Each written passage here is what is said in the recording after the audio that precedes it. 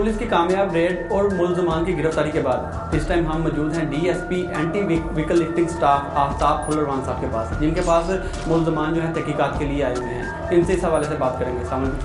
जी वास्सलाम। मैं इस सिलसिले में आपको बताता हूँ कि इकबाल टून डिवीज़न सदर डिवीज़न में मुसलसल हमें इतलात आ रही थी कि एक ही हुलिये के, इस किस्म के हुलिये के लड़के मोटरसाइकिल पे आते हैं, दुकानों पे राह चलते लोगों से वारदात करते हैं और मोबाइल छीनते हैं, पैसे छीनते हैं। अगर कोई मुज़ाहमत करे तो ये गोली मारने से भी दरेग नहीं करते। ये अब हमारे लिए एक चैलेंज था पुलिस के लिए इनको गिरफ्तार करना। इसमें हमने मुख्तलिफ क्लूज़ पे काम किया। तो एक क्लू पे हमें इनके सरगने बब्बी का हमें पता चला, मोहम्मद अहमद उर्फ बब्बी। मोहम्मद अहमद उर्फ बब्बी पर काम करते वक्त हमने पहले इनकी पूरी रैकी की, इनको चेक किया, अपनी पूरी तस्दीक करने के बाद फिर हमने रेड करके इनको गिरफ्तार कर लिया। गिरफ्तार करने के बाद हमने इनकी मुकम्मल इंटेरोगेशन की, कौन कौन से मुलज़िम हैं, किस तरह तरीका वारदात है इनका, क्या असला इस्तेमाल करते हैं। तो इसमें मुख्तलिफ इंकशाफात सामने आए। तकरीबन 73 वारदातें, रॉबरी, राहज़नी और कत्ल, अक़दाम कत्ल की इनसे इंकशाफ हुई।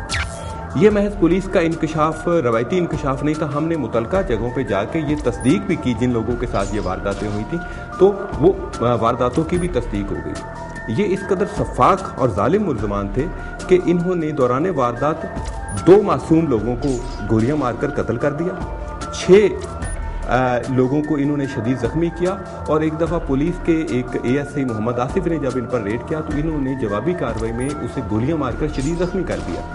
और इस कदर इनकी दीदा दिलेरी थी कि इन्होंने एक पुलिस कांस्टेबल से दौरान ड्यूटी वर्दी में बरेटा पिस्टल छीन लिया। सर, आपने बताया कि मुलज़मान ने जो है वो मुतअद्दिद वारदातों का भी इंकशाफ किया।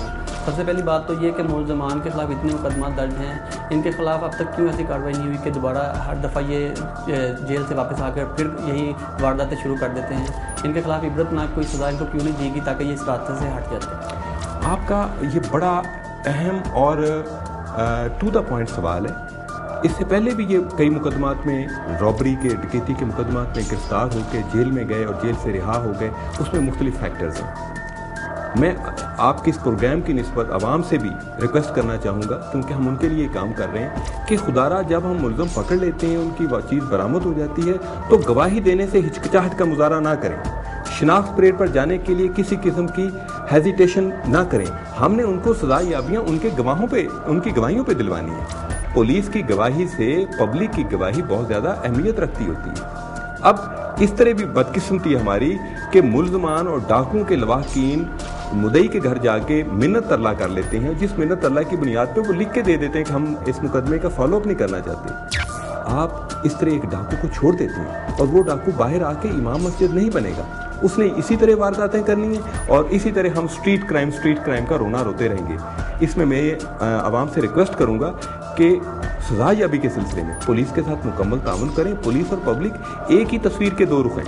हम मेहनत उनके लिए कर रहे हैं, थोड़ी सी सरदर्दी वो हमारे लिए ले लें और हमारा निज़ाम इंसाफ इस काबिल हो सके कि हम इन मुल्ज़मान को सज़ा याबियाँ दिलवा कर जेलों में बंद कर सके और इनको इबरतनाक सज़ा मिले, ताकि दूसरे लोग भी इस किस्म के जुराइम से दूर रहें। ठीक। अच्छा, आप तहकीकात कर रहे हैं, इनसे मुल्ज़मान ने तहकीकात में बताया कि इनके साथ और भी कोई लोग जो हैं वो इनके गैंग में जो है वो मुलव्वस हैं, और अगर हैं तो उनकी गिरफ्तारी के लिए आपने क्या इकदाम किए? और दूसरा ये भी मुझे बता दीजिएगा कि जो सामान ये लोगों से छीनते थे वो किस जगह और कैसे फरोख्त करते थे? इसमें इनके जो चीज़ें छीनते थे वो मुख्तलिफ किस्म की हैं। जैसे मोबाइल फ़ोन्स ये मुख्तलिफ दुकानों पे जाकर फ़रोख्त कर देते थे। मोटरसाइकिलें या तो ये अपनी वारदातों के दौरान इस्तेमाल करते थे या मुख्तलिफ लोगों को ये कहकर बेच देते थे कि जी इनकी रजिस्ट्रेशन बुक आपको बाद में मिल जाएगी, ये हमारी ही मिल्कियत है। जो लैपटॉप ये हाल रोड की मुख्तलिफ दुकानों पर जाकर बेच देते थे। इस तरह इनका ये कारोबार चलता रहता था। ठीक। और आया कि इन लोगों के खिलाफ जो इनसे चोरी का, डकैती का माल खरीदते थे, इनके खिलाफ भी कोई कार्रवाई की गई है या की जाएगी?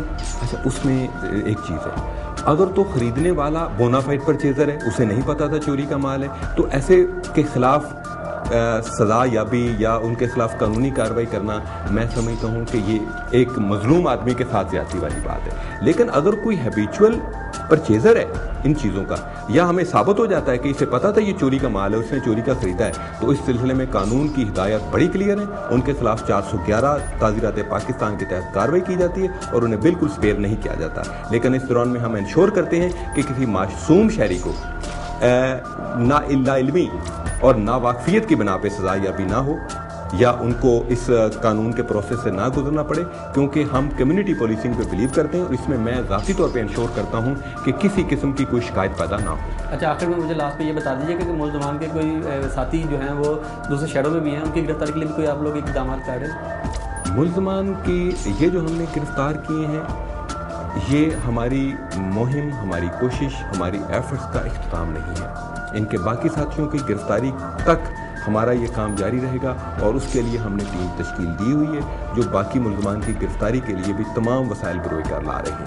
अभी मुलजमान की चूँकि इंटेरोगेशन हम कर रहे हैं, मुलजमान को बुला के हम आपके सामने पेश करते हैं, मैं उनसे सवालात भी कर लेता हूँ और अगर आप भी उनसे सवाल करना चाहें तो आप भी सवाल कर सकते हैं। जी ज़रूर। बाहर मुलजमान है, उनको अंदर बुला लें।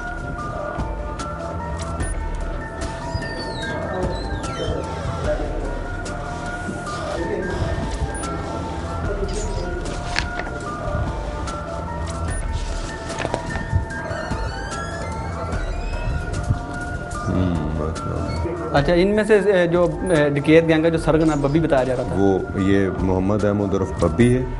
ये मोहम्मद नगर थाना बसीरपुर ज़िला उकाड़ा का रैशी है। बेसिकली ये मजदूर टाइप आदमी था लेकिन जुराइम की दुनिया में दाखिल हो गया। हाँ बब्बी, ये वारदाता अचानक तू क्यों सीधा सावा एक इज्जत दा पेशा छड़ के वारदाता विच आ गया? खर्चा भी नहीं मिलता,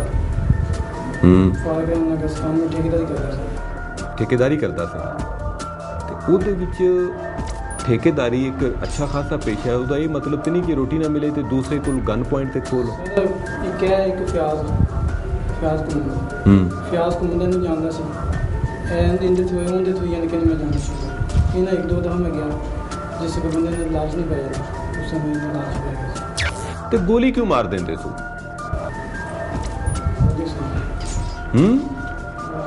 वो तो ताड़ी शिनाख्त भी हो चुकी हुई है। नहीं असी पुलिस थी नहीं जिन्हों ने सामने गोली मारी, शिनाख्त तानू ना किया?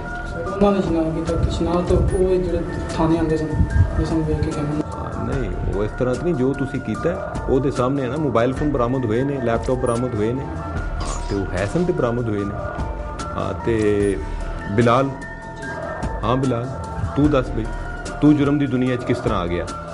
सर रिक्शा चलाता सी, रिक्शे तो बाद मेरे चोट के केस पे आ सी, मैं रिक्शा चलाता मैं जेल चला गया। उस तो जब मैं बाहर आया यार दोस्तों मिले मैं काम करना शुरू। लेकिन तू समझना है कि एक काम मुनासिब है? नहीं सर, जो मैं जेल सी चोट के केस ही मैं कहता सी काम बड़ा पूरा, लेकिन जो जिस तरह आया हालात शरीय मिले ने दोस्तों के नाल, लेकिन आप बहुत मैं गलत किया जो काम किया, लेकिन यह माफ़ जाना, लेकिन गलती नहीं करेंगे। अगे भी है कहना से गलती नहीं करेंगे, लिहाजा फिर कर चुके हैं, लेकिन एर के पता नहीं मुश्किल वापस आना भी जानी पीछे पैर हुई अगर कुछ भी नहीं है, लेकिन एर के मिल जाए। अच्छा सर, ये लोग काफ़ी गरीब घराने के मालूम होते हैं जैसा कि ये लोग बता रहे हैं, तो इनकी ज़मानतें कौन करवाता था? हाँ पहले भी तू जेल च गया, तू भी जेल च गया, जमानत किने करवाई? जमानत में सजा। हाँ पहले बब्बी दसेगा। सर मैं पहले बब्बी तू पहले मुकदमा नंबर 380 411 थाना फैसल टाउन ने जेल गया। सर चोरी से मैं गया से ना रिश्तेदार ने जान को इल्जाम लाया ते जमानत तू किने करवाई? फिर फौजी ने करवाई, सिस्टर ने करवाई। ते बिलाल तेरी जमानत किने करवाई? सर मैं अपनी सजा ली थी जिला कचहरी 6 माह। नहीं अतराफे जुर्म कर लिया सी? हाँ जी सर, बसूरते अतराफे जुर्म सजा पूरी करके आया सी? पूरी करके आया सी। अच्छा ठीक है, तो हुण तू की समझना है कि जेल जाके वापसी आके फिर यही काम करना है? नहीं सर, मेरा एक छोटा ना बेटा, लेकिन लिहाजा हूँ काम चलता नहीं। तू समझना है कि रिज़्क़े हलाल ना रोज़ी कमाई जा सकती है? वो ठीक है, लेकिन आप बहुत गलत है। 4 दिन की जैसे कि उसके बाद जिस तरह आपने इनकी बातें सुनी हैं, इनमें से इनके जुर्म की दुनिया में दाखिल होने की जो सबसे बड़ी वजह है वो है इनकी बुरी सोबत। पहले एक बंदा जुर्म की दुनिया में दाखिल होता है, वो उसके बाद बाकियों को माइल करता है। और इनमें से देखें कि आप ये सारे बेरोज़गार नहीं थे, बरसरे रोज़गार थे, लेकिन गलत सोबत और जुराइम पेशा रिश्तेदारों की कंपनी ने इनको इस दुनिया में ले आए, जुराइम की दुनिया में ले आए, जिसमें से इनका मुकद्दर सिर्फ जेलें, कैद और घरों की बर्बादी होती। ये दूसरे के घरों को ज़रूर लूटते हैं, लेकिन आप देखें कि इनका दिया कभी भी नहीं जलता, और जो लूटते हैं अल्लाह ताला उनको अपने फजलो करम से फिर खुशहाल कर देते हैं। Thank you sir.